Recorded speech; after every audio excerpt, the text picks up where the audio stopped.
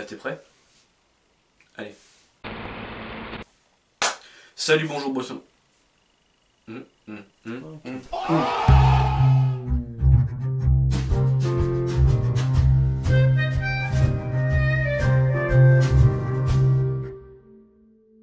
Salut, bonjour, bonsoir à tous et bienvenue dans ce premier épisode de la projection. Lors de ces épisodes, je serai accompagné de Monsieur Capouli, situé derrière le cadre.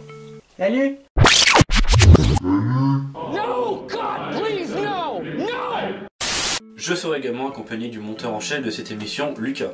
Mon objectif sera de transmettre ma passion à travers différents portraits. Nous nous arrêtons bien évidemment sur d'autres films qui ont fait de cet art le 7e du nom. Une fois n'est pas coutume, aujourd'hui pour ce premier épisode on ne parlera pas d'un film en particulier, mais de plusieurs. Mais avant toute chose, le cinéma, c'est quoi? Le cinéma est considéré peu après sa création en fait comme un art. L'écrivain transalpin, Ricciotto Canudo, est le premier à le définir comme tel en 1919. Une vingtaine d'années plus tôt, le cinéma est créé par une flopée d'inventeurs, tous plus ingénieux les uns que les autres. Mais ce que l'histoire retiendra, c'est deux noms. Celui tout d'abord de Thomas Edison. Inventeur de renom, détenteur de plus de 1000 brevets, mais c'est aussi un homme d'affaires puissant, très puissant.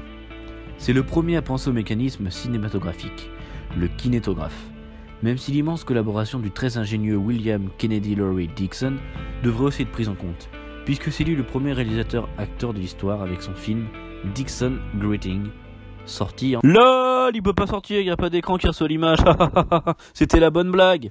Donc, à l'époque, le film durait 10 secondes. Aujourd'hui plus que 2. Comme un gif quoi. Regarde ça. Voici le tout premier film de l'histoire.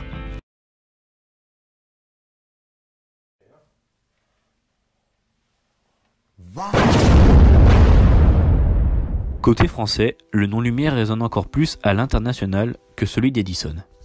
En effet, déjà très proches du milieu de la photographie, les deux frères Auguste et Louis Lumière, lyonnais d'adoption, sont en perpétuelle recherche de cet art en devenir. Ils sont les premiers à révolutionner le kinétographe.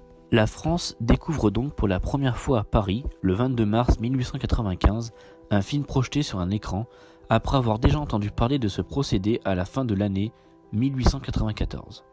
Le cinématographe est alors né, et la sortie des usines Lumière, considérée comme le premier film projeté. Reprenons. Après cette extraordinaire représentation, le succès est au rendez-vous. 11 représentations vont suivre avec une programmation plus étoffée, avec notamment la présence de leur œuvre la plus connue, Arroseur et Arrosé. Le cinéma se propage alors en France et ne cesse de se perfectionner. C'est là que le génie Georges Méliès entre en scène.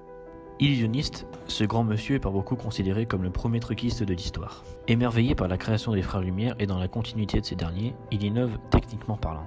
Il recrée notamment l'arrêt de caméra, procédé créé par William Hays en 1895, consistant à suspendre une prise de vue pendant le tournage, produisant ainsi deux prises de vue distinctes avec un cadrage identique. L'arrêt de caméra deviendra alors la marque de fabrique de Georges Méliès.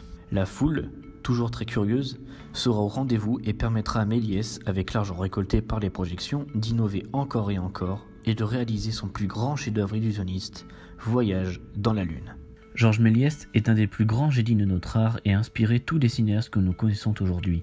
C'est aussi lui qui a réalisé le premier film politique sur la grande affaire de l'époque, l'affaire Dreyfus en 1899. Le film fit déjà à l'époque couler beaucoup d'encre et de nombreux médias accusèrent Méliès de prendre parti pour Dreyfus.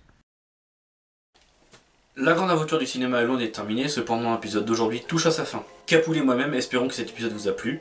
Si c'est le cas, n'oublie pas de mettre un petit pouce bleu en dessous de la vidéo et à partager la vidéo si tu soutiens.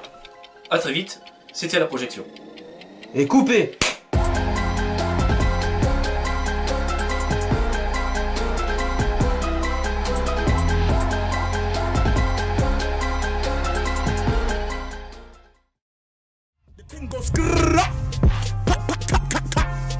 Skitty pop pop and the poop poop boom.